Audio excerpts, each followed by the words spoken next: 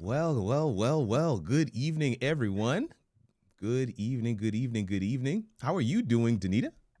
Listen, we have a different we're not in studio today, but we are live. But We are I'm live. warm.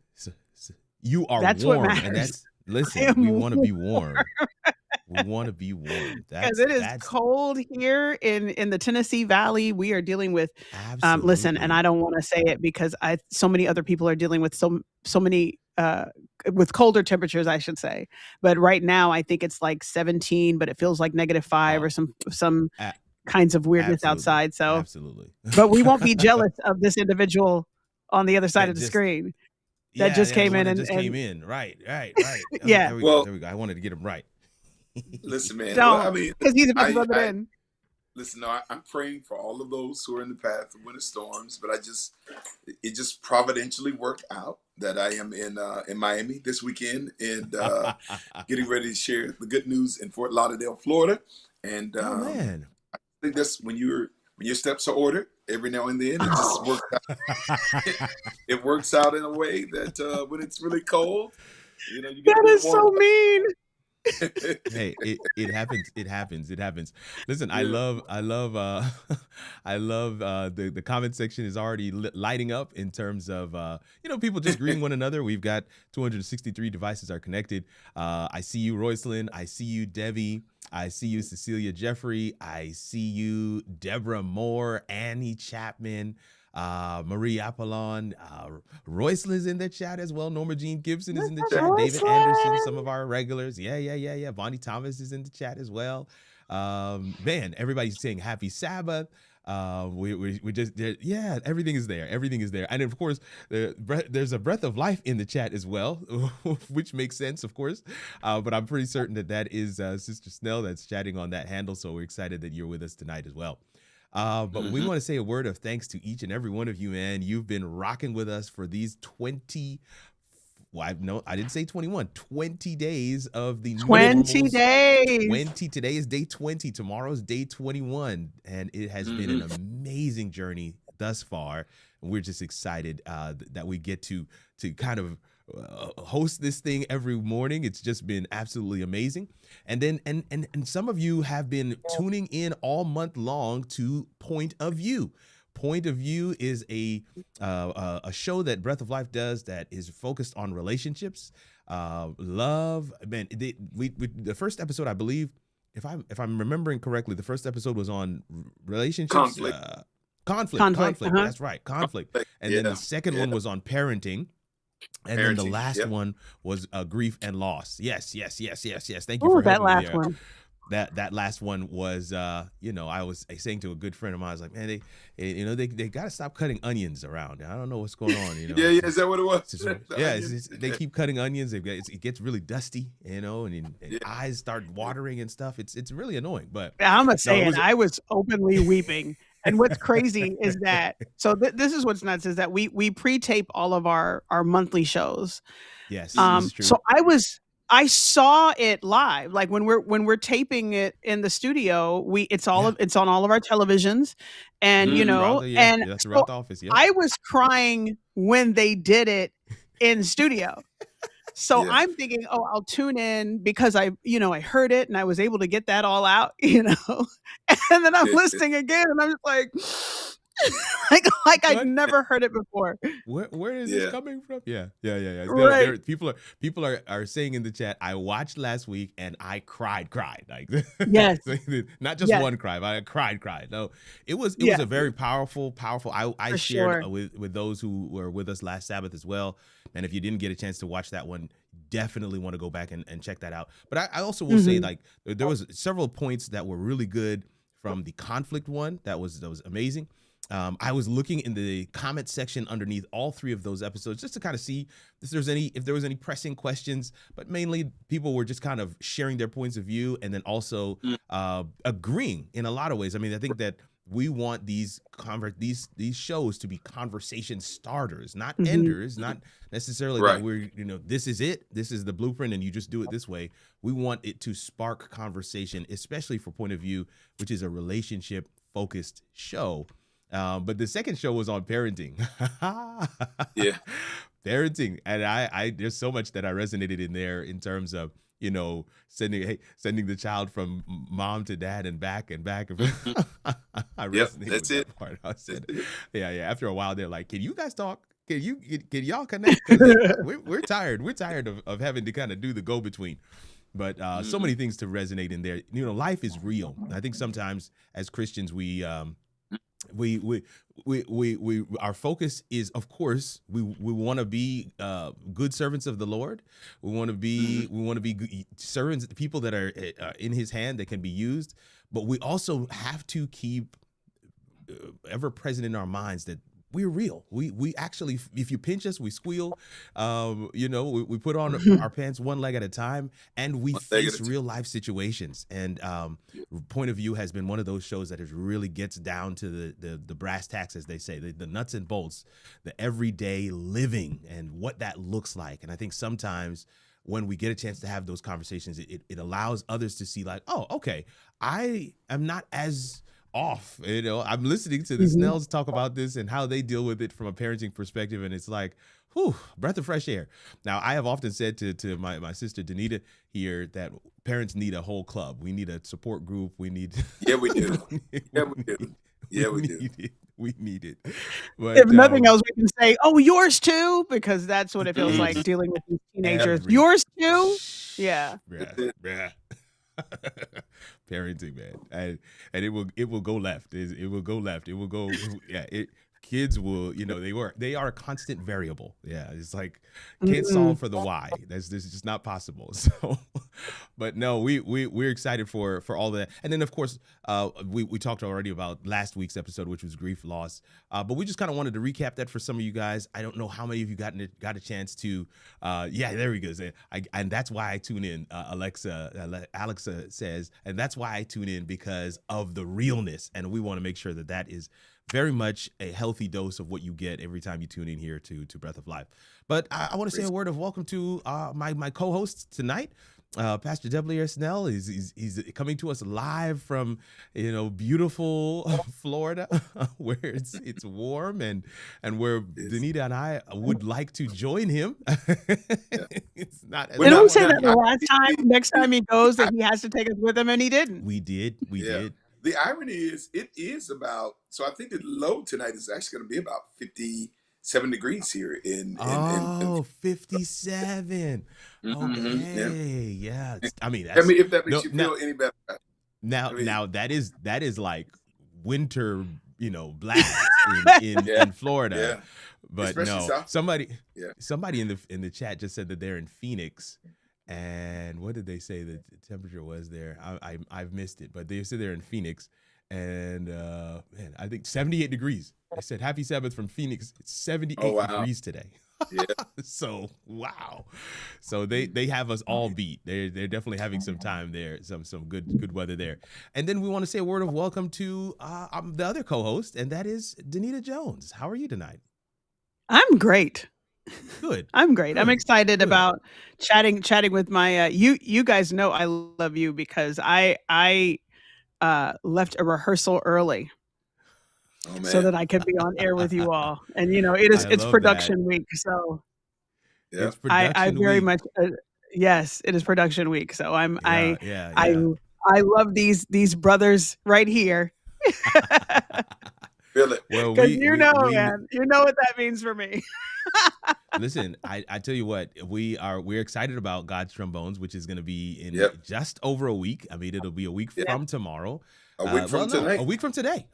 It's a week from today. Yes. That's right. Sheesh, it's a week from today. That's crazy. I know. We're excited. Man, it just feels like it kind of crept up on us. I felt like we had more time, but no, we're excited about it. We Friday night and Saturday night, two different showings. But it's going to be such a powerful thing. She let me listen to a little bit of the recording from one of the rehearsals. I'm telling y'all, man, this is something you definitely want to check out. So be sure to do that. But you know, tonight we want to get into some conversation tonight. We you know, there's 444 devices connected. We want to see if we can get some more people in on this, and so we'd love for you to be able to tag a friend and text the link to a couple of people. Just let them know that, man, there's a live discussion happening, candid, cultural conversation that we're going to be having here tonight. And this is what we do on fourth Fridays, even though this is not the fourth Friday, but all the rest of the months it will be fourth Friday. So definitely keep it tuned here. Pastor Snell, any words of welcome as we get ready to get started today? No, just really excited to be here with you, Pastor Nugent and Danita.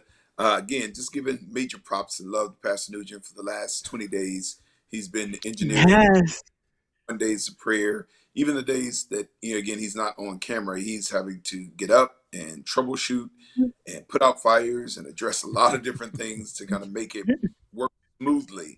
And I think there was only one day that I even really noticed the hiccup, but then you were able to remedy it very, very quickly. So we're appreciative of that. And I'm just thankful for all of those who joined us on this 20 days of prayer and fasting. I know there were portions of it that challenged us and really pushed us. But I think for me, and Pastor MAIIL said it Wednesday when I was on with him, he was just like, man, I just feel like my capacity for God has increased. And that is so good. My testimony. Gianna and I were talking last night, and there was something she was praying for clarity about. And I won't go into the details, but God just spoke in an overwhelming way. And so last night before I left to come here, we were able to really pray and embrace and submit to God on some things, because he made some things clear for us. And so I'm just praying that there are just various and sundry blessings that all of God's people are receiving from these 21 days. That's really good, man. I think there's gonna be testimonies quite literally all over the world as we settle into some of these new normals that God is instilling in us and birthing in us and building in us throughout this time. And so many people have already shared with me that they are going to start the 21 days over. I love that.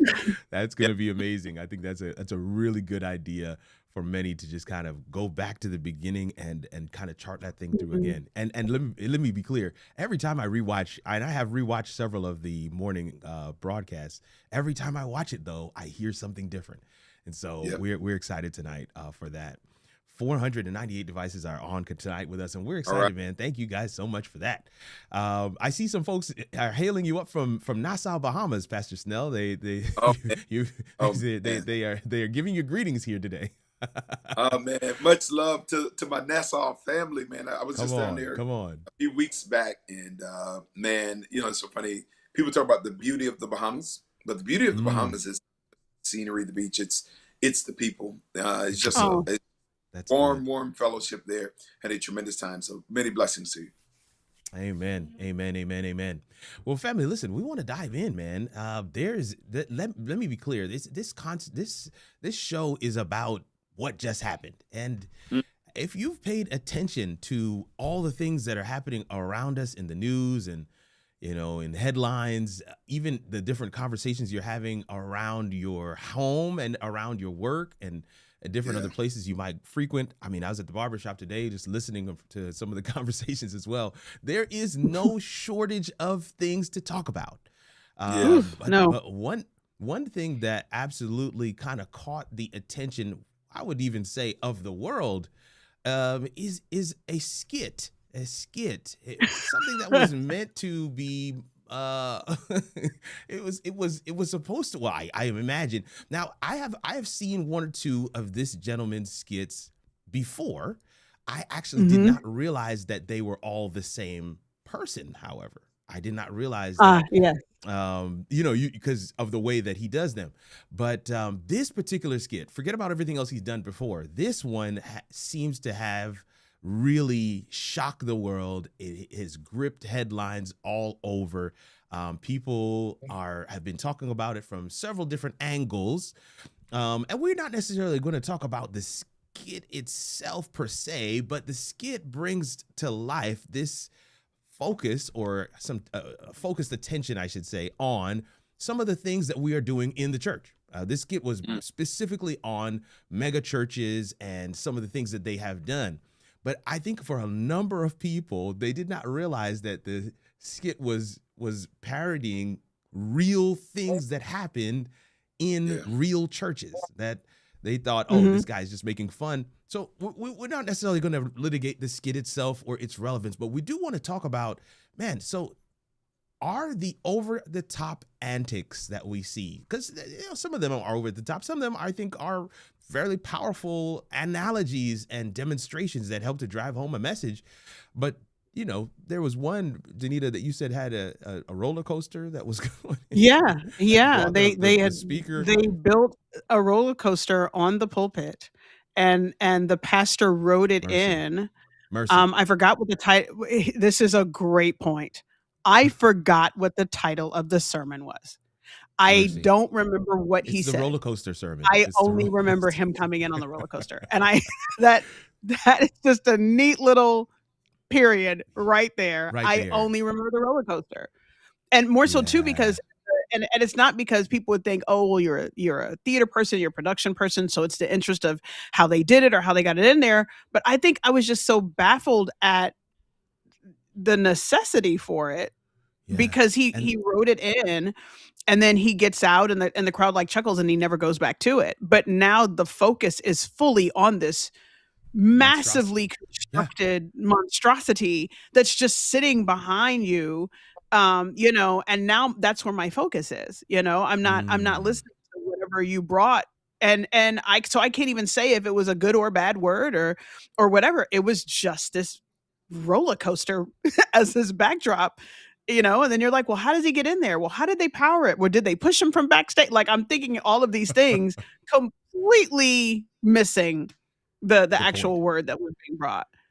So I find that to be interesting. I mean, in many of the cases where these massive, grandiose props were used, they did have a meaning for the message that was being preached, or for the theme or the agenda that was being done for that day, if it was a special day at that particular church. But in this case, you're saying you don't even remember what how he tied it into the sermon. I don't remember the that to be very day, and interesting. this specific church, they're kind of known for doing that. Like, and each one tries to outdo the last thing that they did. So, like, I remember there was another one I saw, and I'm seeing all this. They stream. Absolutely, yeah. They had another one where the pastor came in on a horse, and onto the stage. like a full, it was either a horse or a camel. All I know is that it was alive and he was riding it. So how do you, don't remember what the church. I want to see. So let's take, for instance, we had a Pastor Mark he used a number of props in his message the other morning, but I feel like those things were dynamic. I mean, just seeing the visual representation of what he was portraying with this prop, and then of course the nature analogies that he used, I just found it to be a powerful, exclamation point on the message, to be able to share a particular thing that otherwise could have been missed. So there is I think a balance that can be struck between it going way off the deep end, and then of course it being actually I guess something that pushes the message forward. So, well, I want to speak to that as a theater person. There is this show I think it's by Thornton Wilder, called Our Town, and the show is written for the actors to have no props and no set. The only thing they have are ladders and chairs. And the chairs are very mundane. They're not meant to stand out. So the strength of the show is based on how powerful the actors are in demonstrating this, thing. And so oftentimes I feel like if your sermon is dynamic, then the props should enhance. I've been a worship manager for a very long time. I've been Snell's worship manager for a very long time. And there are times where he does use illustrations, but the illustrations are meant to reiterate something that he's already said. And so it's just like, let me show you the example, and not necessarily about, it being the focal point. Because what happens is that when people get so consumed with the prop or the live animal or instead of you picking up a marker and showing how this can happen, or even a slide, or even with Pastor Mark where he'll have an orange or something of that nature. But you'll notice that the story in of itself, if we've had a situation where the power went out, in fact, Pastor Snell and I at a previous church was in that situation where all of the power went out in the sanctuary, and it was just the sermon. We couldn't rely on anything else but the sermon. And the choir couldn't rely on anything else but the piano. There were no drums. There was everything that was electric could not be used. And you will understand the power of your words, or even the preparation of what you are bringing to the people of God. If without anything, if your slides went out, if your electricity went out, and it was just you standing on that stage preaching, would you be able to make the same points? I can absolutely say that about Pastor Rafael. I can absolutely say that about Pastor Kim and Pastor Snell and Pastor MAIIL. If I took everything away, if that video wall went off tomorrow and didn't work, we've had a Sabbath where that has happened, where the video wall went out. You're correct. And it was just black behind him. But there was still a word there. And I think that's the problem, is that people, I feel like there are instances where a lot of churches, they think of the prop first, or they think of the antic first, and then they build the word from there, as opposed to building the word from the scripture first. Mm-hmm. So I think there are two things. One, I think that we want to encourage spirit-breathed creativity, but you always got to make a distinction between spirit-breathed creativity and a gimmick. And it's funny because, there's a term that you use when you talked about illustrations, like the word illustrate, it's kind of, the root of that word is similar to the word illuminate. It means to throw light upon. It means like illustration is to illuminate or enhance a larger idea. So the illustration should never become central. It ought to be somewhat of an accent that illustrates or makes things plain. And it's funny because Jesus was he was a parabolic preacher. So that, when you read the parable of, say, the sower, that was something that would actually be happening in real time. There would be, somebody scattering seed. And Jesus would be like, yo, the sower went forth to sow. Or there would be a wedding in the backdrop as he's preaching. And he would be like, man, 5 wise and 5 foolish. You know what I'm saying? These were real time illustrations where Jesus used the things that we could understand to communicate spiritual truth that we could not understand. So like the idea of drama or illustration, like that comes from Jesus. But this is the challenge. I think this is what Danita is speaking to. In a social media culture, there it is. What happens is we begin to create or generate spectacle. And sometimes spectacle can dilute the spirituality of even what is intended. And so, I just think that, we've just got to be very careful to kind of make sure, even in worship moments, as, that the goal is to be clear, to shed light upon the spiritual truth, and to not generate a spectacle or likes or mentions or shares or to create a dialogue or to be controversial for the sake of being controversial. Now, there are going to be times where, like, the word of God is so countercultural to the way we lean and think that I know, like, man, this is gonna hurt, or I know this is gonna create offense, or this is probably gonna put me on the wrong side of people. But if it's truth, then I just have to stand in that, right? But I just think in the social media culture, we cannot yield to it. We have to stand apart from it. And you know what, Pastor Nugent, what it makes you think about is like John the Baptist. Come on. Like Jesus says there was never a prophet born of a woman greater than John the Baptist. Like John the Baptist didn't have a YouTube page. He didn't have, flashing lights. He walked around, man, with camel's hair, with a leather belt around his waist. Yeah. And John didn't even have a mega church in the city. John actually went into the wilderness. Yeah. But the message was so potent that people left the cities, Yeah. streamed out into the wilderness, into the sticks, Mercy. to get a clear word To get a from clear John the word. Baptist. And so I Mercy. just think that, you know, we can maintain sacredness, reverence, simplicity, and still have creativity, dynamic illustration that doesn't create spectacle. And so, Yeah, that's good. That does not create spectacle. And I think the whole thing that Drewski did was to highlight the spectacle of what these churches were doing.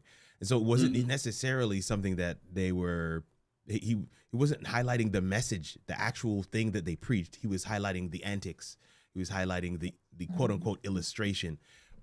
Whether or not those things hit in the moment or actually did what they were designed to do, I don't know.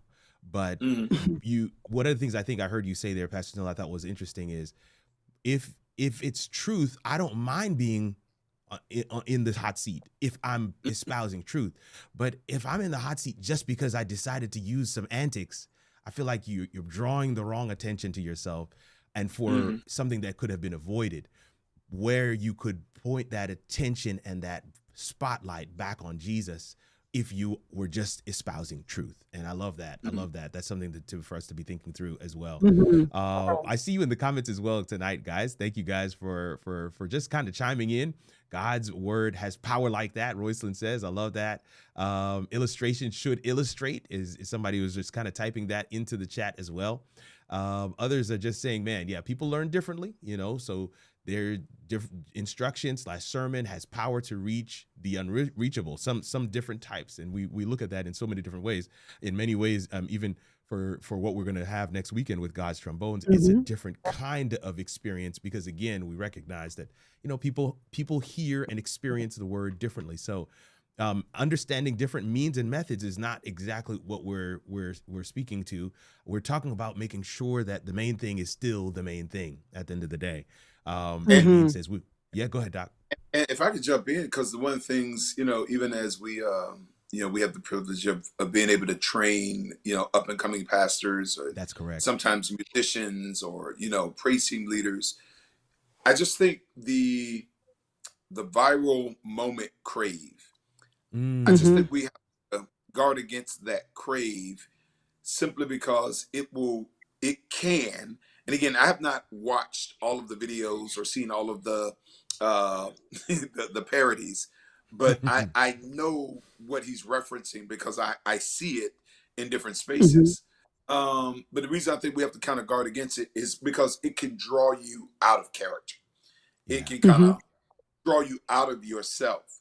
And I think the thing that I think everybody has to always be mindful of about the viral moment is that visibility does not always equate to impact.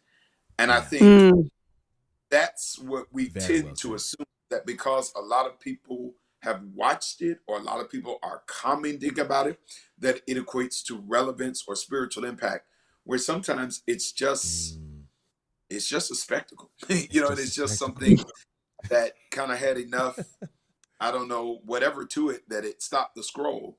But it doesn't always, and sometimes it very much does, but it doesn't always equate to spiritual impact.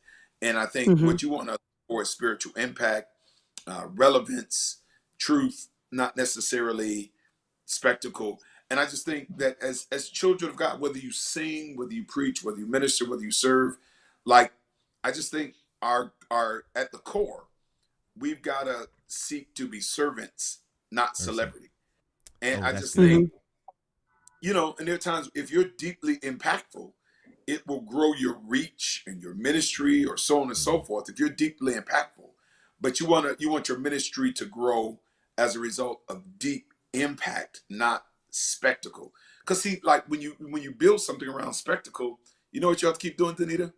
You have to keep generating spectacle, and you have to go further and further, and you have to be more abrasive or controversial or you know, on the edge at all times in order to maintain your relevance. put spit on a man's face. I mean, hey, listen, you gotta go to the nth degree. You know, I will say this. I saw, just kind of building on what Pastor Snell said there. I think I saw a clip. I did see this on Instagram. It was on social media, but I thought it was so powerful. The pastor is preaching. This was an unplanned moment. And this is one of the things, the reason why I really was drawn to the clip, because I have this innate desire for the entire media team at church to really be locked in, because if they're locked in, there is more that we can do. And so this pastor is preaching, and he was trying to bring up this idea of the clapper. He was, you remember the clapper back in the day, you'd clap, and the lights would turn off, and you clap and they turn. So he wasn't. You're showing your age. Never said this. I know. We're saying showing our age, but he never said this to the media team. But he clapped. He's like, yeah, there was this clapper thing back in the day, and you'd clap and the lights would turn on. And he clapped his hands twice, and the media team killed the lights. This was in the planned moment, but because they were in tune with what was being preached, because they were in tune with what he was going to do, they were able to deliver a practical example that enhanced the moment. And I think that's the rule of thumb that we got to bring to the table. But in addition, I do want to make sure that there is a spirit-led thing that is driving you. Oftentimes we have these conversations about whether or not, can the audio engineer be inspired? Yeah, they can. Oh. Can the media person be? Oh, absolutely. Can the camera guy be inspired? Absolutely. The organist, the pianist, absolutely. They all can operate with anointing. But you've got to be plugged in and aware and attuned to what the Spirit is saying and to the moment that you're in order for all of it to come together, because I do believe that was a powerful experience in that particular instance. But we can have those kinds of experiences even in our own worship experiences every week. So yeah, something to bite on and chew on there. Were you going to say something else, Danita? I wasn't sure if I. No, it reminds me of it kind of reminded me of a story. Even in plays, we have to be careful about what we do. God's Trombones is actually James Weldon Johnson's book of poems. Is one of my favorite things to do. And many years ago, I produced God's Trombones at a different church in a completely different state. And there is this poem called The Crucifixion, and it walks the audience through the crucifixion. No spoilers, because it's out there. It's on the internet, right? It's out there. At least the book of poetry, you can read it. And this particular time that I was going to do it, I thought, oh, this is going to be an incredible idea. Is that while the person is doing the poem on stage, I'm going to depict the crucifixion on the other side of the stage, right? And I mean, life-size cross, had this guy that could, handle the core weight of it, dragging it up the aisle. Roman soldiers had this guy on the cross. We did this whole scene of crucifying, and in the back, I'm standing and I'm watching this thing and I'm thinking, man, this is powerful. And then I realized that everybody in the audience was looking at that thing and completely missed what the actor was saying. The beauty is in James Weldon Johnson's words and not the spectacle that I had created. And production-wise, the joint was gorgeous, right? I mean, one of the best things I think this was back in 2003, I think, three or four. It was gorgeous looking, but when people were done with the show, they didn't remember the actor at all. They didn't even realize that the actor was there. And so I remember standing in the back of the theater going, oh, I can't do that again. I can never do that again. Visually stimulating. It was too much for what, and I think that sometimes you have to understand, it's almost like if you have a garage that can only fit, your regular SUV, if you bring a Yukon home, it's too much for the garage. And I think sometimes it can be too much, and you can lose the initial message or even the beauty of it because you've tried to create too much of an illustration. Too much, right? Mercy. That can be too much, and that just kind of reminded me of that happening many years ago. Yeah, no. I've learned my lesson since then. Yeah. Nadine says Jesus was simple in preaching, and even the young children understood. I like that comment, Yes, I Nadine. love Thank you that. for that. Hmm. Yeah. Roycelyn says critical. It is critical to be spirit led, and we're not saying that, I'm not casting aspersions. I'm saying for us, we just want to be spirit led. Mhm. Whatever you're looking to include, even if you have no props whatsoever, even if you are an usher for the day, you want to be spirit led, I love that. because Yes. that's what is going to make your sacrifice, what you bring to the temple for that day. That's what's going to make that thing added to the entire whole and make the entire worship experience sweet. So yeah, that Mhm. those are some good comments. Thank you guys for engaging with us around those things, man. Even as we think about the spectacle, all right, the spectacle. Now, you guys, you guys wouldn't even let me get to it. Yeah, we see. It's We see. it's the spectacle of it. Sometimes the spectacle is on the stage. Sometimes Yes. the spectacle can be what the person is wearing. And in Drewski's play or skit, he had those shoes with the red bottoms on The it red that were bottom. supposed to symbolize the blood of Jesus or something like that. But can we get to a place where what you're wearing is a spectacle as well?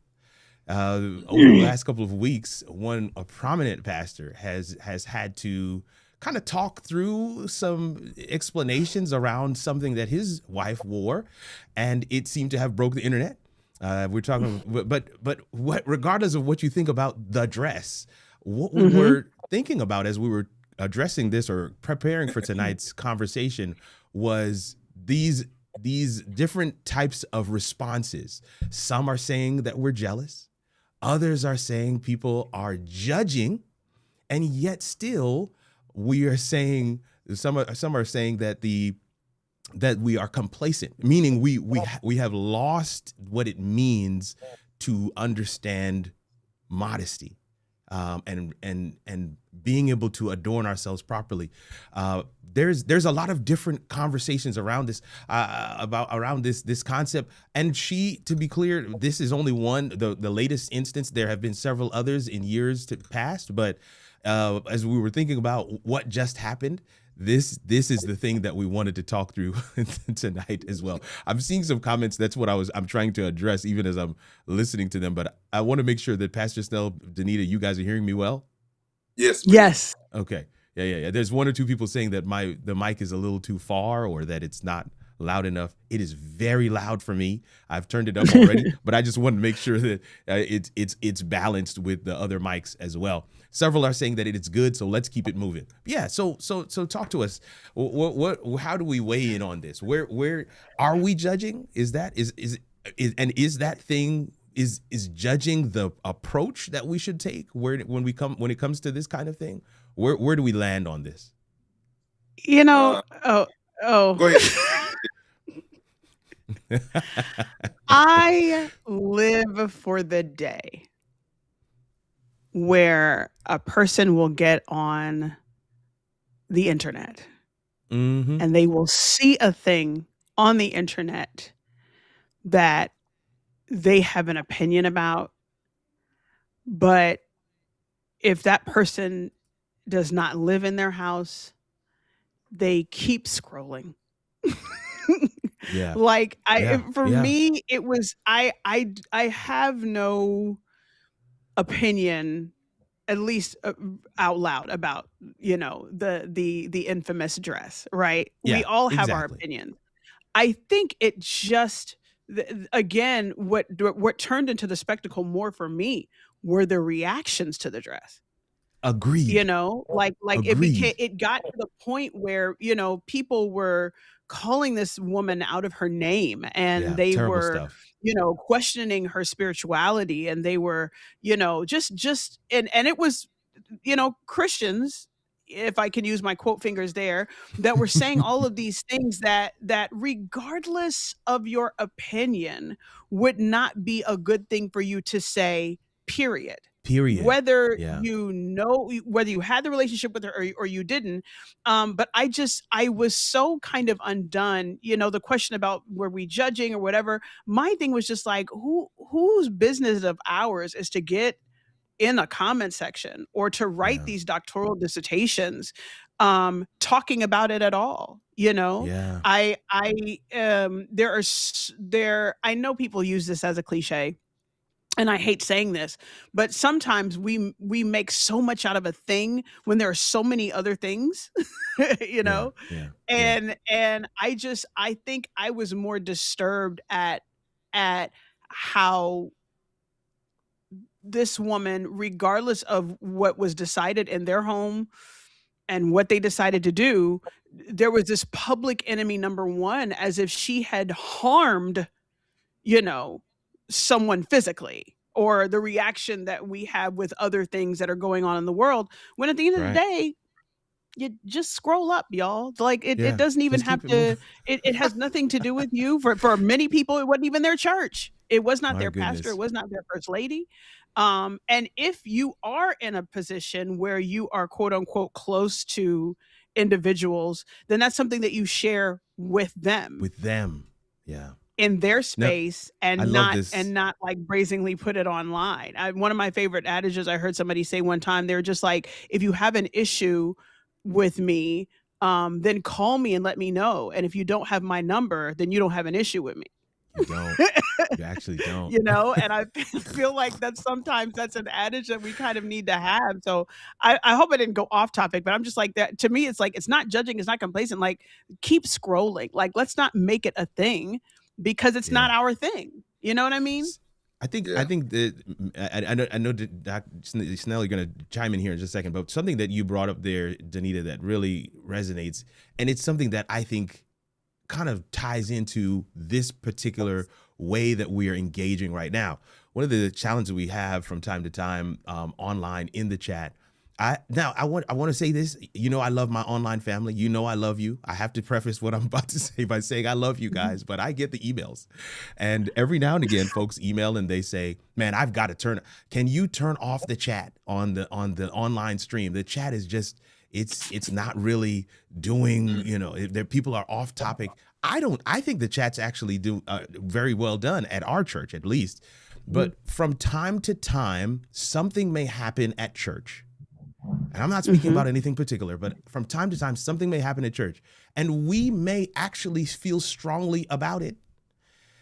We may actually not necessarily agree with what was done, but because we are in this environment where you have a keyboard, people immediately go to the chat to unload what they want to say. And I had a conversation with a lady who has banned from the chat for Oakwood University Church. I mean, we do that. I hope you guys know that that's something that we do. If you get a little much in the chat, we always say that watching is, everybody is welcome to watch, but chatting is a privilege, and we reserve the right to pull that privilege without conversation or explanation. And so I was having this conversation with somebody who got their rights pulled.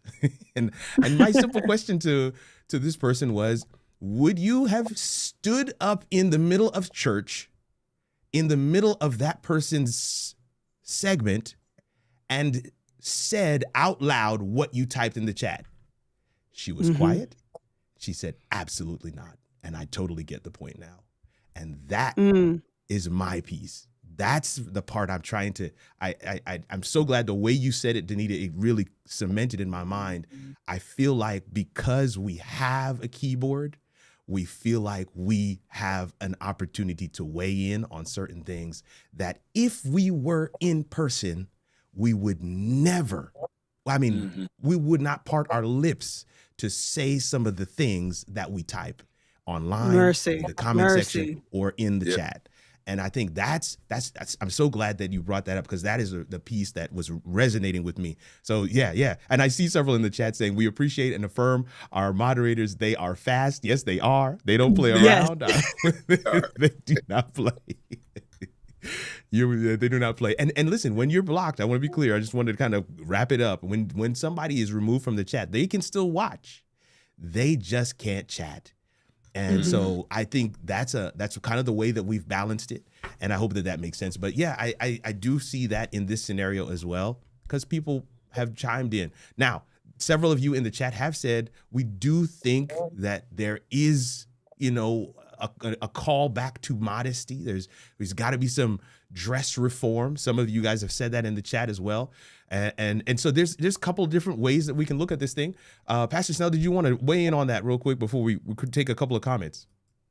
Yeah. And so, and I think our conversation was not necessarily, just designed to kind of assess the dress.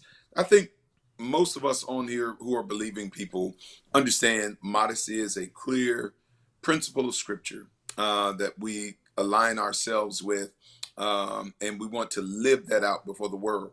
But I think some of the things that Danita was sharing is this, and I think this is where I would want to caution us. And I think some of my frustration around the dialogue is I think one of the unwitting results of it is this constantly cyclical, spiraling dialogue where some are saying, y'all are hating, y'all are jealous, da da da da. The other side is saying, you don't know what the Bible says modesty, this, that, and the third.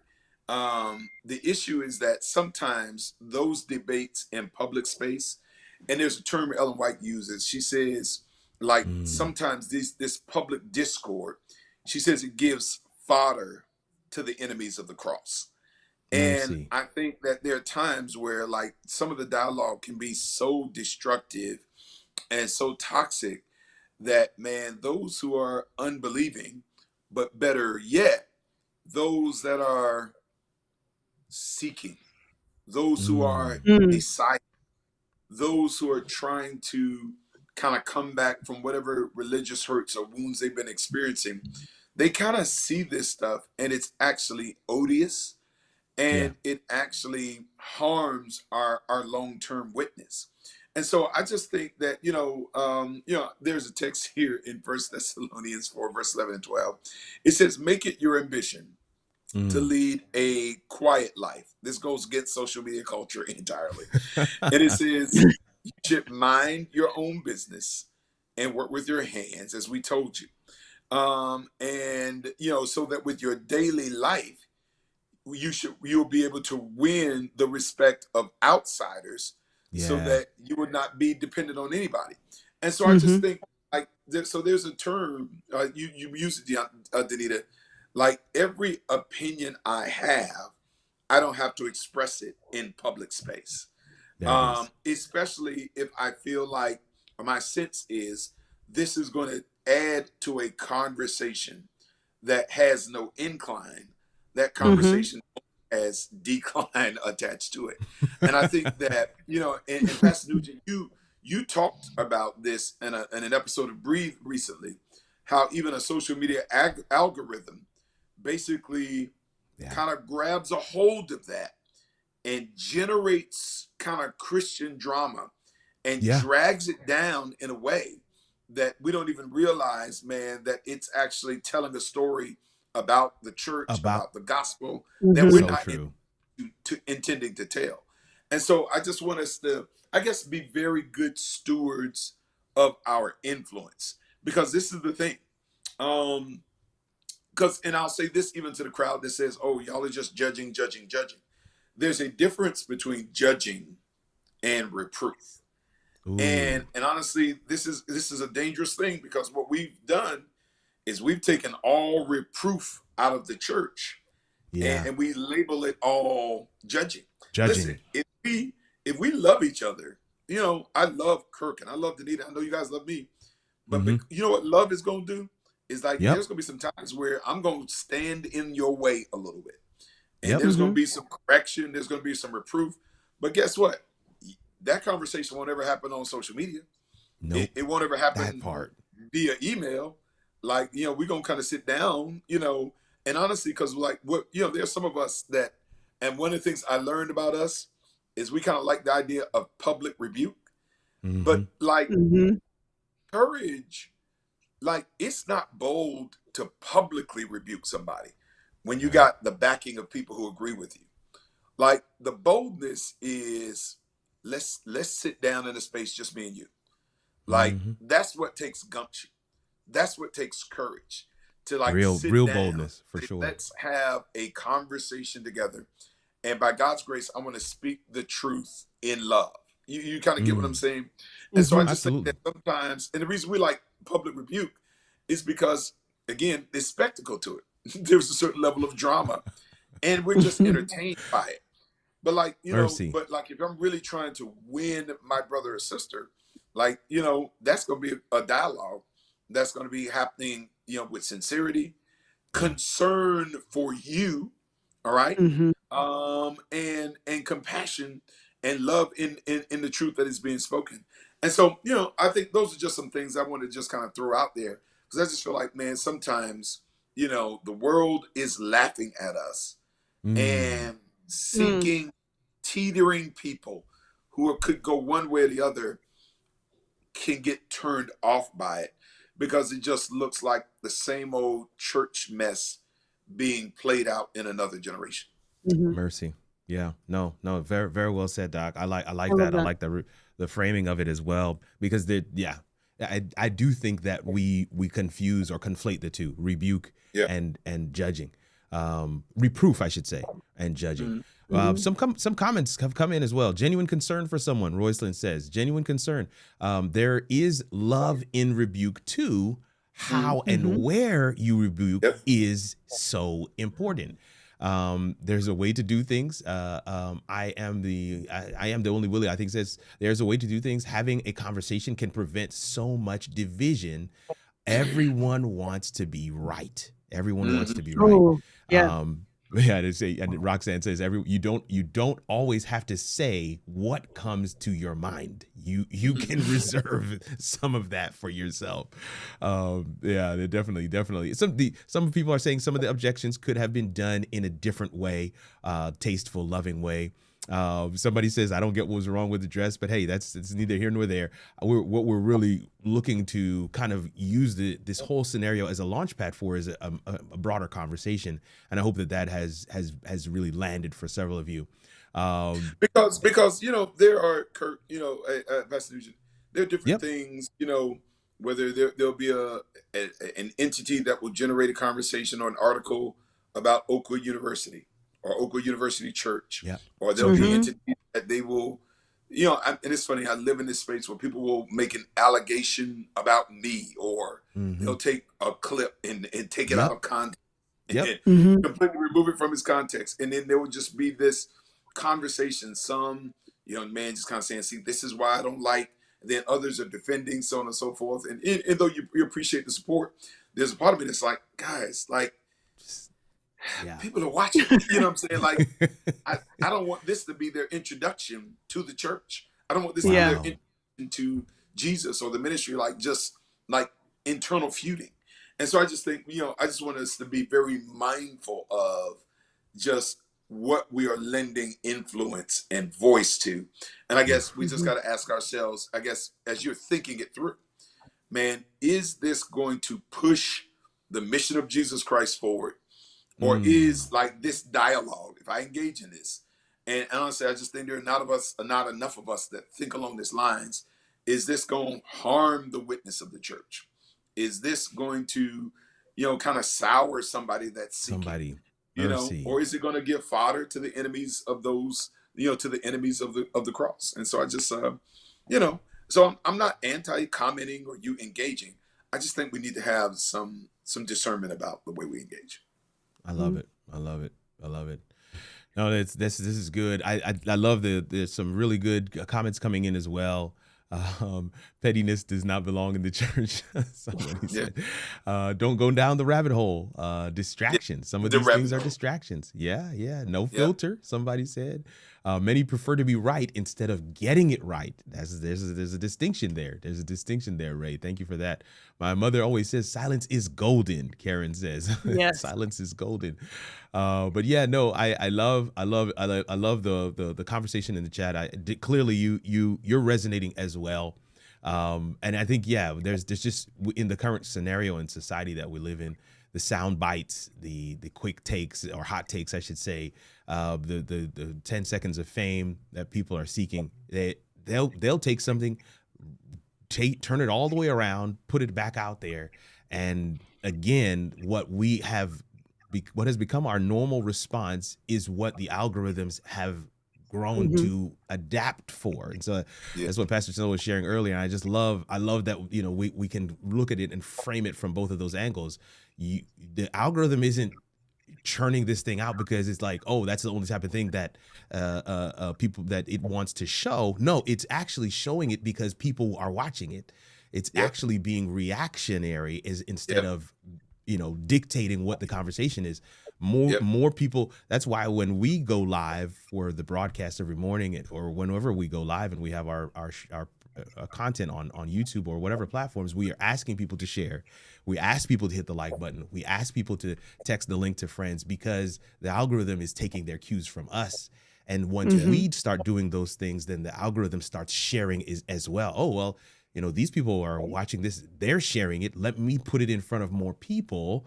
And that's how we grow organically in our numbers as we have these conversations and as we have these platforms. So it's taking its cues from us. And sometimes that can be crazy.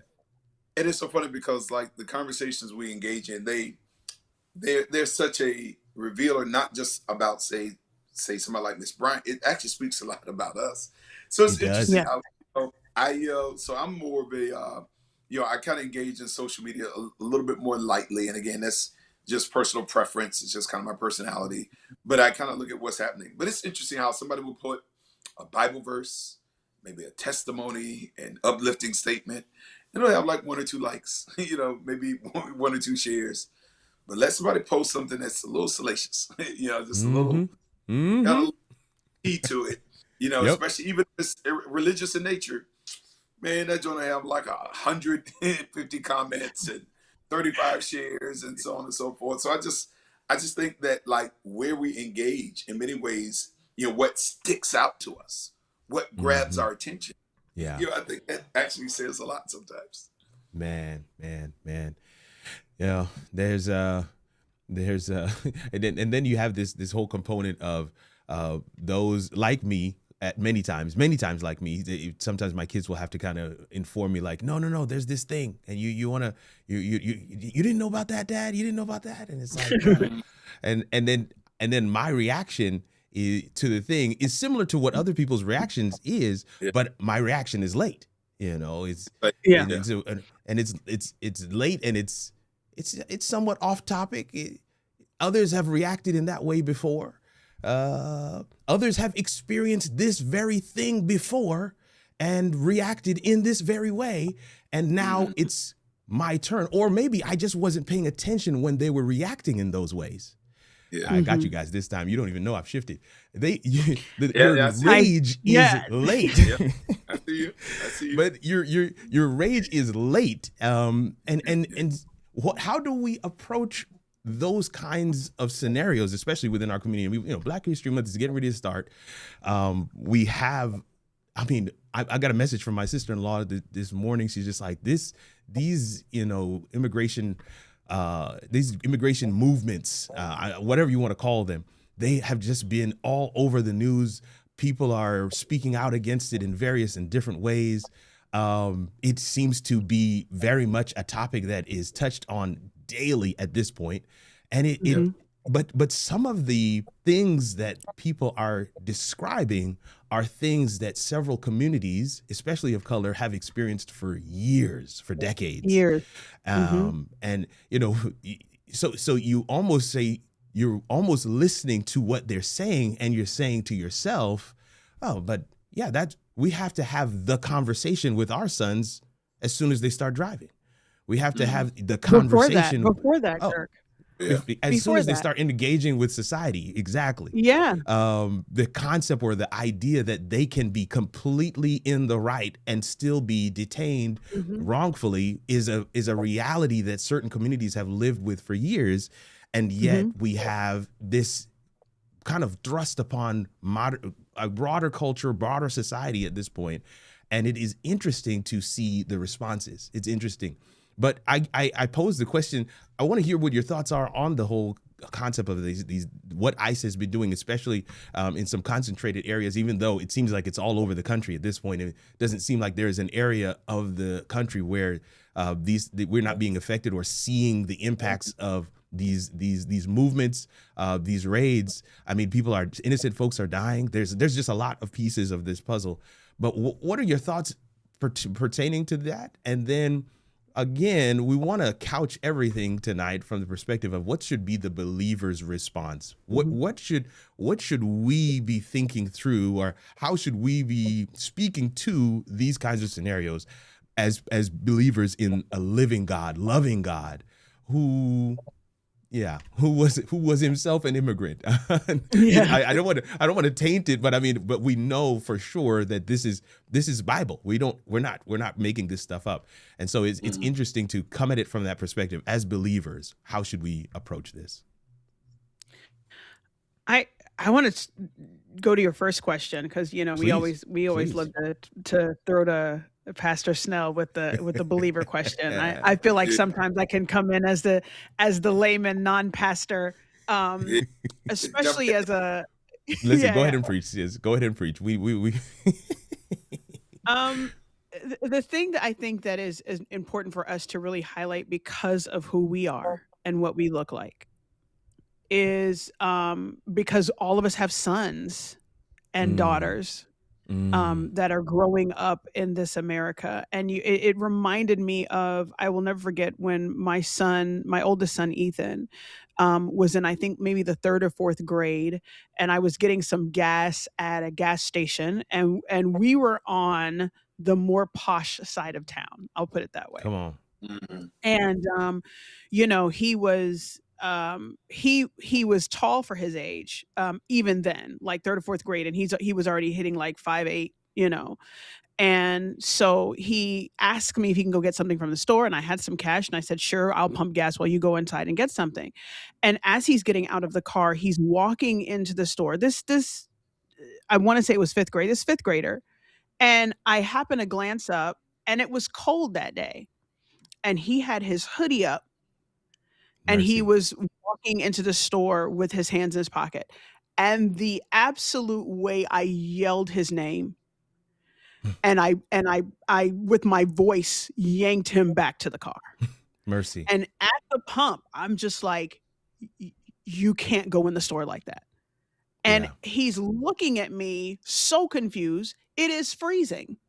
Yeah. His hands were in the pocket because it's cold. The hoodie was up because it was drizzling. Because it's cold. Why can't I go in the store like this? Everybody else is going in the store like this. No. Everybody else that's going in the store like this doesn't look like you.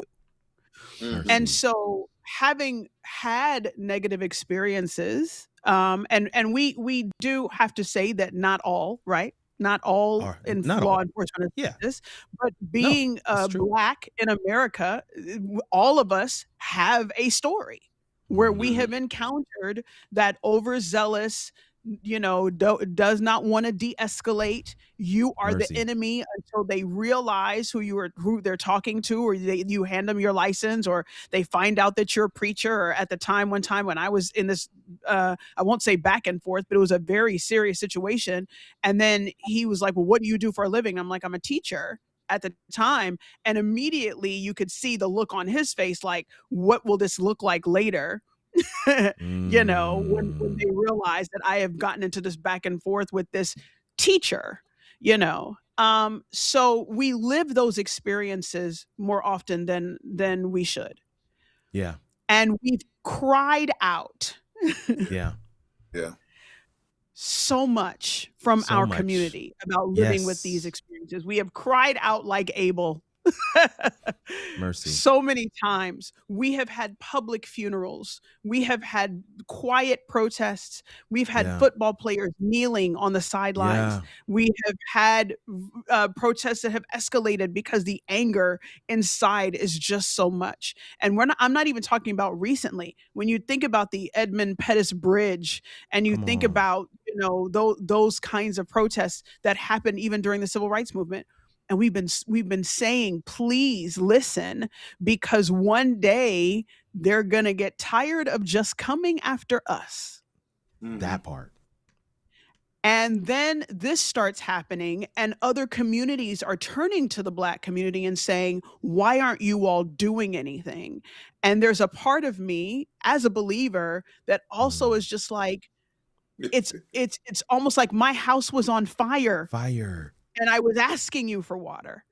And now that the fire has spread to the roof of your home, you're asking why you can't use my water, not realizing that our house is still on fire. Like, Yeah. we talked about in the news, we're talking about these two um white people that died at the hands of ICE, but they have not talked about, I think there's like 3 or 4 people of color that Yeah. were innocent, that were citizens of the United Yeah. States that also died. They didn't even make the news. And Mercy. so as I struggle with the apathy, I see your fire. Hmm. My house is also still on fire. My community Still, is still on fire at the still. hands of this. It's hard for me to Mm. feel sorry for your fire because we told you the fire was spreading. Your demand for my water, though, I think is very, it's rude at this point, you know? And so Gosh. that's where I am. That's what I struggle with. It's just like, Yeah. don't come to me with your sorrows and I can't believe, and can you believe they would do this? And we're just like, yes, yes, Yeah. yes. We have graveyards full of this Ye- happening. many Mhm. examples. Yes. So yes, Yes. and so that is the part where I struggle with. I saw somebody earlier. They're like, are we going to comment on this? And I want people to understand I am not in any way negating the absolute tragedies that are happening, but I'm Absolutely. also recognizing that it is alarming now to people as a whole, somewhat like the drug outrage that was Yeah. beginning to Very much happen in so. communities. Hmm. They have been going after people of color based off of what they look like for a while in this climate, but it did not become a problem globally or nationally until people that did not look like the people of color were Right. harmed We're or harmed. killed. And Yeah. that's the issue that I Impacted. have. It's like it wasn't a problem until it was a problem for you all. Yeah. Yeah. Yeah. No, it's unfortunate. It's unfortunate. And there's a tension between the two because yes, I mean, my heart goes out to those families as well. I Oh, for mean, sure. the guy was trying to defend, or I don't know the whole scenario. But the fact is he did not go home. Yeah. He did not go home to his family. That's like, I just feel like there could have been another scenario, Mhm. another outcome where authority could have been expressed without him losing his life. And I think this is the Mhm. challenge that we sit with. And of course, you're highlighting another level of inequity that is nestled into the current moment. But it really becomes a hard scenario for people to really digest. And of course, as believers, we recognize, and I've seen several of you in the chat talking about hearts of men waxing cold and all kinds of things like that, and we recognize those are very real as well. But we still live here. We still exist. Our kids are growing up. We have loved ones Mhm. in various parts of the country who are just making life for themselves and living. And you can't help but wonder and ask the question, like, what should the response be? How do we approach it? Do we look at it from a prophetic standpoint? Do we look at it from a lived experience standpoint? What should be the response of the believer in times like these? I know, Pastor Zell, you want to chime in on a couple of different pieces, but I'll wait till you do that before we grab a couple of comments as well. Yeah, man. Honestly, it's so much. I'm actually kind of Mm. wrestling to figure out how to say it in a succinct and clear way.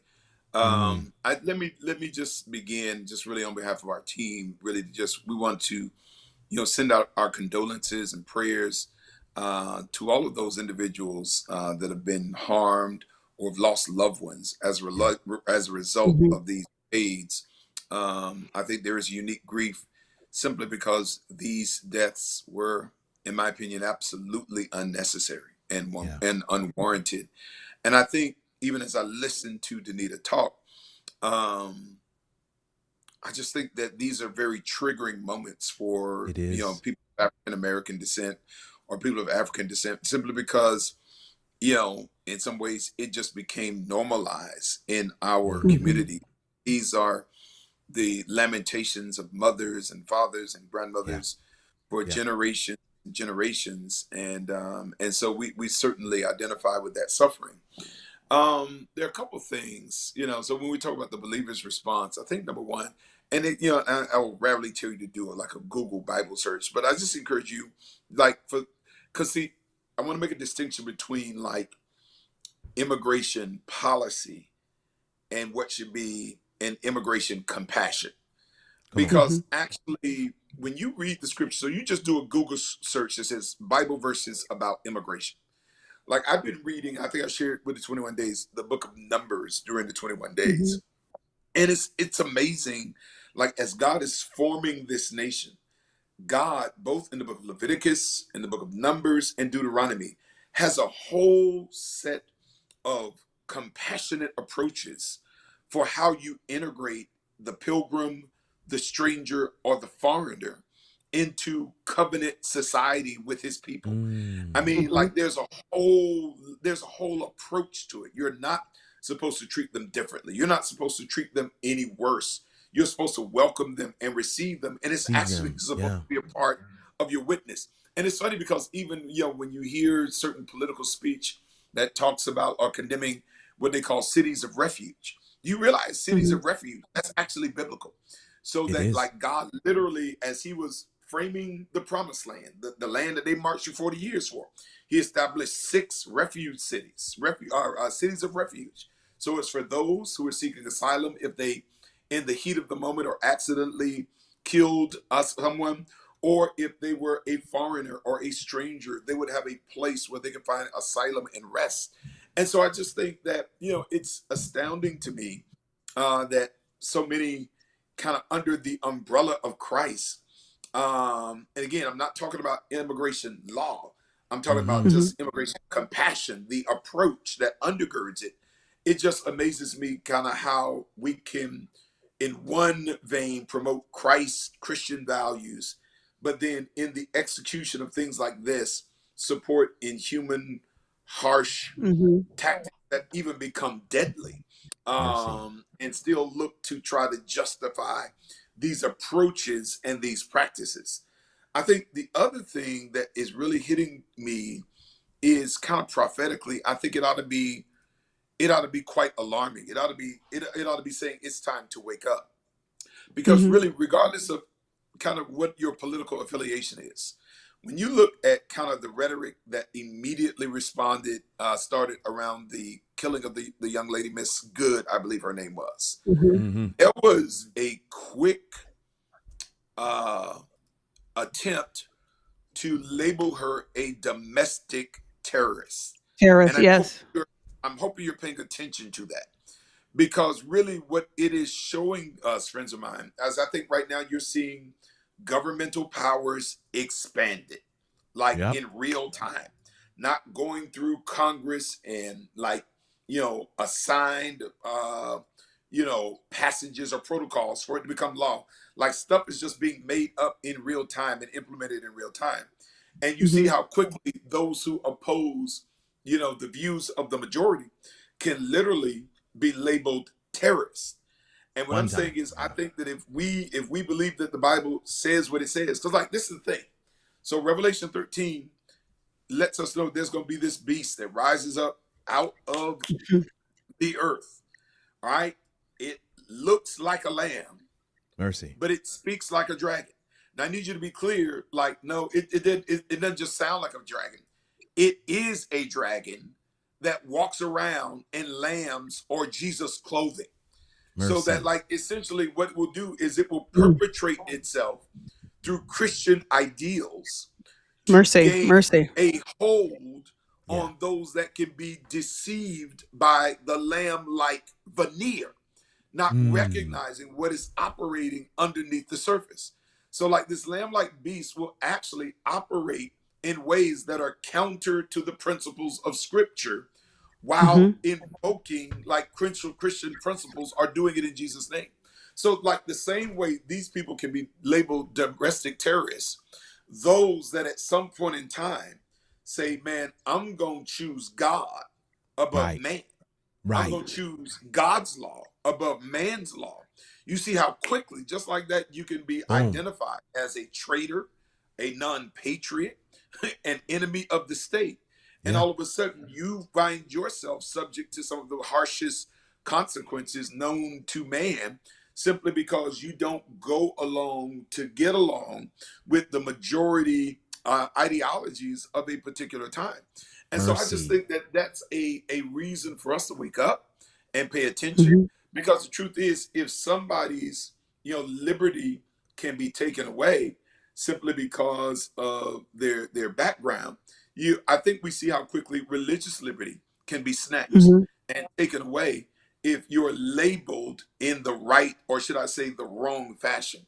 And so I just think that Mm. there are a number of things, both spiritually, both racially, or Yeah. just, man, just humanly, that Mhm. just Humanly. causes your heart to yearn for it. Because really, there, if the interest was in just really um, immigration and upholding the law, what would be happening? We'd be walking people through processes to citizenship, Mhm. not Agreed. snatching people from Home Depot or going to the immigration office where people are actually trying to get their citizenship complete and Yes. snatching them from there and putting them out of the country. Because there's an underlying, and this is just my view again, and this is based on a lot of things that's been out there in public sphere.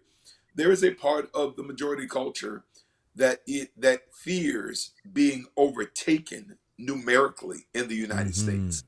Mhm. And a lot Yeah. of these measures is to ensure that certain people groups will not begin to outnumber them.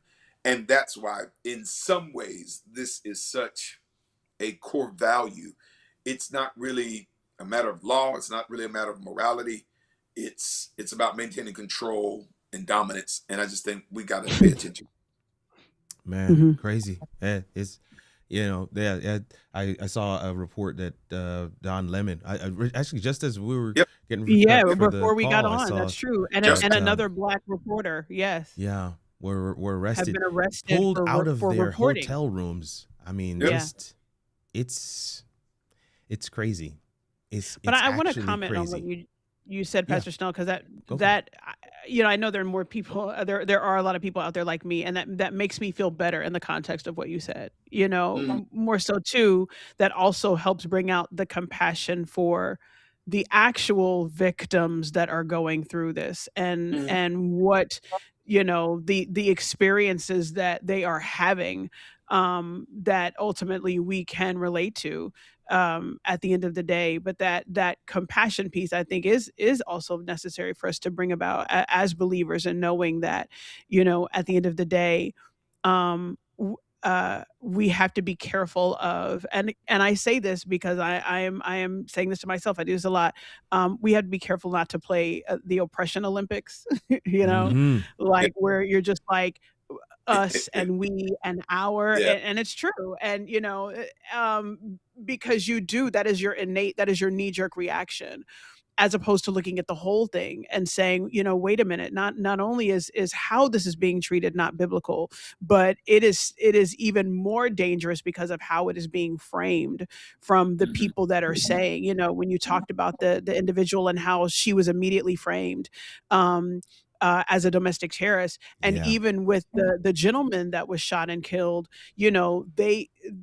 how it was written was that he approached and he had this gun and this, that, and the other. And Yep. we are seeing video where it never came out. He only Yeah. had his cell phone. He Mhm. only had his cell phone. And yet when it came out in certain news forms, he had approached them and brandished his weapon and threatened to Mm-hmm. shoot and this, that, and the other. And depending on what you consume, which again goes back to our earlier conversation, depending on what you consume, you Mhm. could believe that that's exactly how it happened. And Yeah. so we have to be, as you said, very careful, but also very mindful and very attentive to the larger picture. And I appreciate kind of being able to find a way to navigate all of that together, but especially with how it correlates to what we as our community goes through. Yeah. Yeah. I mean, Yeah. I just think the contradiction of values, for it to be said, I think somewhere the Statue of Liberty, give us your tired, your poor, your Mm-hmm. huddled Mm-hmm. masses. Mm-hmm. Mm-hmm. Approach it in this way, shape, or form. And it's funny because, I just think there is a, again, just there's a particular evil of just being able to walk up to somebody because of their ethnicity and demand to see their papers and to demand to see Mercy. documentation like that. That's racial profile. And it's just, I guess if that becomes common or becomes even more common or becomes a state sponsored, normality, I just think that it's not going to be limited. It's a particular looking people group now, but I Mm-hmm. just think that it always swings beyond that group that's initially Exactly. hit by it. Yeah. Yeah. Oh, and I think, so and Danita really kind of brought that home a little earlier in terms of what we're currently seeing. Yeah. Go ahead. And Pastor, it reminds me, it's shameless plug. I'm going to encourage you all, if you haven't registered to join us in South Africa, you need to make sure you do that. But You we should. were there and we were learning about just apartheid Yeah. and how part of it Mm-hmm. was there was a racial profiling element where you had I guess the terminology, and we'll learn about this in the Apartheid Museum, the dumb Mm-hmm. pass, Yep. where like literally, Yep. they would be able to require you to show your dumb pass, which was essentially your passport, identifying, what I'm saying, your Yep. citizenship in your own land. In your And own land. Yep. and it's amazing how like we're kind of slowly creeping back to that place where, a government Mm-hmm. official can require you to prove your citizenship as opposed to him or her having reasonable suspicion that Mercy. you are operating outside of your citizenship. It's like, Yeah. after during the 1800s, proving that you were free. Yep. Mm. Mm-hmm.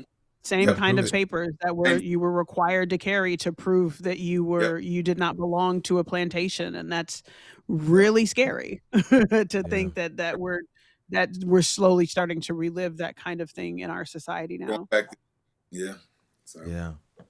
Man, the comments has been active. You guys have been active tonight. Somebody says timely plug, Pastor Snell. South Africa. yeah. South Africa is this year. It's going to be in September, Yeah. and we would definitely love to have. There's still some slots left, so definitely head we over only to got Breath of about Life. 60 left. 60 left. 60 Okay. left. Okay. Oh. You're in Yeah. our So sunset. www.breathoflife.tv TV would love to fellowship with you in the motherland. we would love to fellowship Amen. with you in the month. I think it's going to be an awesome and eye-opening experience. So definitely something to Amen. think Yeah. through. There's so much that we were able to touch on tonight, but even still so much more that we were not able to touch on because there's just so much that's happening. So much. I mean, honestly, there's just no shortage of water cooler conversations, headlines, news, wars, as they say, and rumors of war, pestilence. I mean, there's so much that's happening, and we want to be able to address it. We want to be able to talk through some of these things, but looking at them through the lens of the believer. Like the believers, we don't just put on our believer hat or our believer clothes on Sabbath. We should have them on with us all week long. We live in them as they were. It should be skin. Pastor Snell has said that on the Breathe podcast before. It should be skin and not clothing. It should be part of you. And we live in these spaces. We go to the gas station and we shop at the mall and we exchange at work and we go to school, whatever places we are, we, the people of God, are there. How do we exist? How do we engage? How do we have conversations around some of these very real topics as we are in these spaces? And we hope that tonight's conversation, as we touched on a couple of them, help to reframe some things. Maybe you kind of saw things from a different perspective. I see somebody saying, several of you saying, hey, I really needed this conversation. Thank you so much. And we're glad that we're able to spark the conversation, but we hope that this doesn't end the conversation, that you go deeper, you go further, that you seek out conversation with family and friends to really solidify and hone in on how you will approach it and what your response will be. There's just one final thing that we wanted to talk about. Of course, something that just happened, and it isn't necessarily something that we want to ask ourselves, what should the believer think of this, but we just recognize the contribution and the legacy and ministry of Richard Smallwood, who has passed. And his funeral was this last weekend, and so many of our Oakwood alums and music aficionados were there. I saw several pictures and selfies with several people. I mean, I'm not going to start naming, but Ferdinand was definitely one as well. But it was just we're of course sad that he is gone, but we are just wanting to make mention of the impact that his music has had on the kingdom of God while he was here. And so just wanting to mention that as we get ready to close it out. What's your favorite song as we get ready to close? You can put that in the chat. Don't do that. Don't do that, Kirk. Come on. I want to pose that. I want to pose that to you guys as well. Oh man. No. You gotta pick one. You Danita. You don't need an hour. You gotta No. What? Just pick one. Let me not say favorite. No, go first. Just share a Richard Smallwood song. And while we're doing that, this one, I'm sure this one is called "Be Open." Be open. Be open to the Spirit. Yeah, be open to the Word. And I just think for me, there was a season of life where I was like, I was being stubborn about the path I was on. I was determined to do it my way. And somehow that song got in my playlist, and just every day, man, be open to the Spirit. It's just Spirit. Really, just kind of calling you to align yourself with where God is leading. And so it was very powerful for me at a very critical point in my spiritual journey. Yeah. Okay, I have one. I love that one. Several people putting them in the chat. Go ahead, Danita. Now, Danita, whatever song you say, you have to sing. No, I'm just joking. Go. What's your song? We're gonna leave you alone today.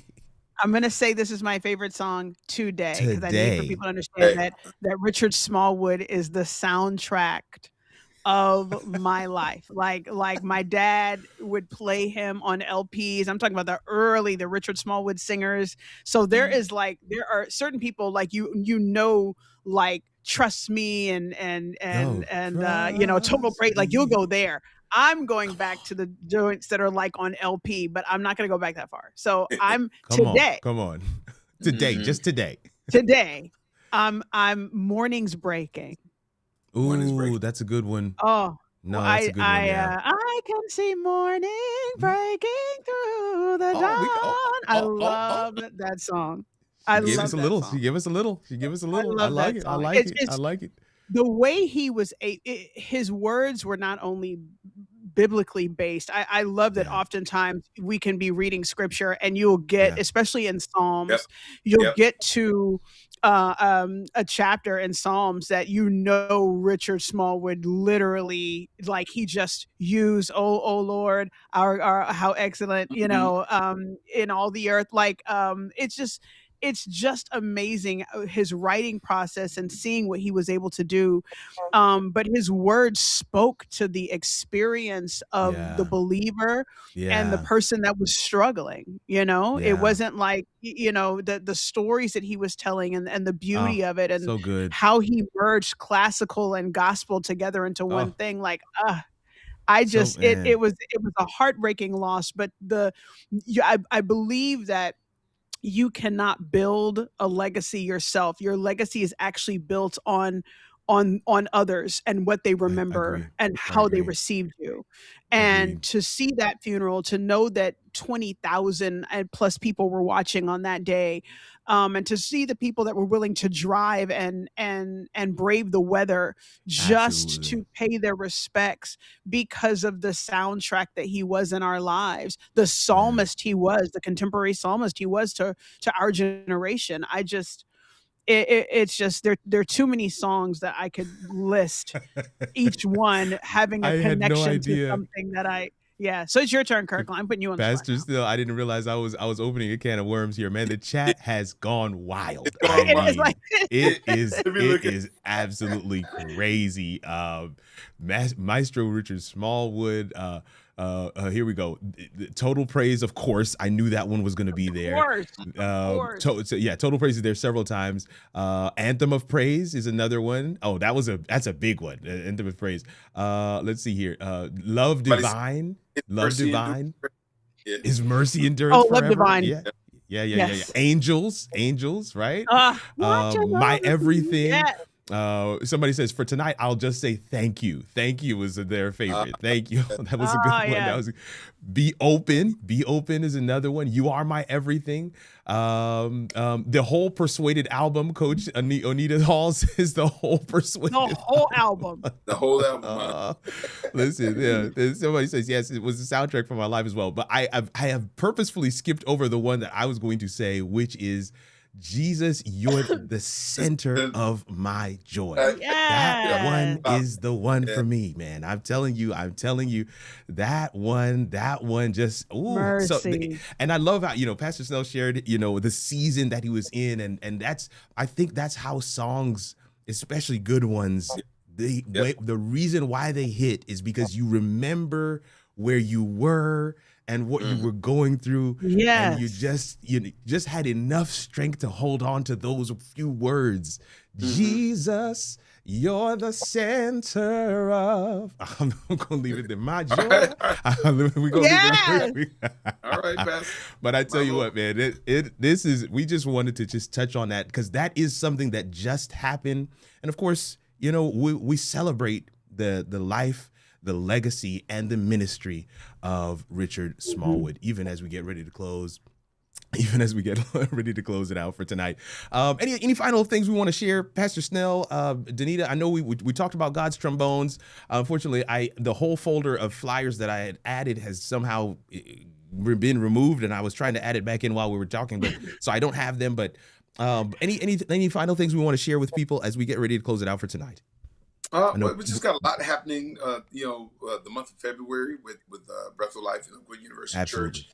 So as we talked about, if you are in Huntsville or close by Huntsville, and we invite you to come and be a part with us next week.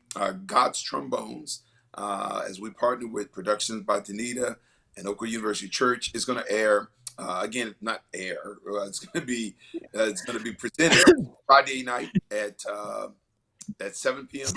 At 7 p.m. Yes. 7 p.m. On Friday night at 7 and Saturday night at 6. Yeah. And Saturday night at 6. Yeah.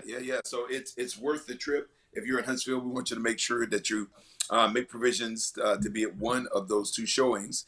And then also, if you're away, because it's not going to be streamed, next Friday, I'm really, really excited. This is for the brothers. Come on. We are launching a new show. So last year, the ladies, Gianna, they launched a show for females or for women called Girls Night In. And they had so much fun that it actually made us jealous, didn't it, Pastor? I mean, it just made us jealous. We were green with envy. And, and so we were really impressed to create a spiritual dialogue for men. And it is entitled The King's Table. And I'm really excited to sit down with one of my good friends, Pastor Myron Edmonds, who's done great, tremendous work in building kingdom men. And we're going to get together for a 2-part episode. And then we're going to sit down with a panel of men, and we're going to be talking through some things. So if there are any men who are on the line with us, and ladies, you're welcome to kind of listen in, just like we did with Girls Night In. You're welcome to listen in. But we're going to launch it next Friday night at 8 o'clock p.m. Central Standard Time. Sit down with your sons, your brothers, your grandfather, your dad. I think it's going to edify. It's going to encourage. It's going to heal. And so it's called The King's Table, Real Conversation for Kingdom Men. Love it. February 6th, 13, and 20. Keep it locked, y'all. And then you know what happens after the 20th, the next Friday night after the 20th. You know what happens after that? What just happened? We're right back here. Oh, that's true. I'm mad that I was up here going, did something happen? No, Yeah. My we bad. are right back here right after those those episodes air. I think it's absolutely phenomenal, and we're excited. And listen, y'all, the truth is, these are initiatives, these are conversations, these are broadcasts, these are productions that we are intentional about making sure are there, and we want to raise awareness around some of the things that we go through and we face, as you saw with POV this month, and then of course with what just happened tonight. We're going to be doing the same with King's Table next month. We want you to keep it locked. We want it to be part of your new normal that you tune in Fridays right here at Breath of Life. So we can chat, we can dialogue, we can spark some conversation, and God can be praised and his name can be glorified. Well, we want to say a word of thanks to each and every one of you. This entire space does not happen without you here. We had almost 1,000 people on at different points tonight, and we're grateful and thankful for your attention and your time for being with us. I hope you'll join us tomorrow morning for the final installment of the New Normal's 21 Days of Prayer, tomorrow being day 21. This has been an amazing time. To my co-host, Sister Danita Jones, I want to say a word of thanks for you being here. And then, I of always course, love hanging out with you all. yes, indeed. Yes, indeed. And then, of course, Dr. Snell, we're excited that you made it safely down to Florida. Yes. We hope that you bring back some of that sunshine, some of the warm Please. weather with you when you come I'll see if I can get Bring some it in back. my car. Bring it back. Bring it back. Listen, whatever you brought, and bring that sunshine back with you. But we also praying with you and for you as you worship with the saints there in Fort Lauderdale, Florida tomorrow. We're excited for what God is going to do there with that project there tomorrow. That's going to be amazing. And so At the Lighthouse Lighthouse SDA Church. That's right. Happened That's to be in right. the area. Love this, That's love where the he's going to fellowship. be. If you're not far, you might want to come on down to Lighthouse. Go on down to Lighthouse. That's one I think I did. I had that Lighthouse one in there somewhere. There we go. This one right here. There it is. There it is. You come on down to Lighthouse. There's the worship experience there. Lighthouse SDA Church in Fort Lauderdale, Florida. Man, listen, you even have the address. You can go and check it out. And if you're not far, I would definitely encourage you to go and worship with the brethren there tomorrow. I think it's going to be a good time. But definitely want to make sure we get a chance to come back here tomorrow morning as we close out our 21 days of prayer. Be blessed, family. Go with God, and we'll see you tomorrow morning.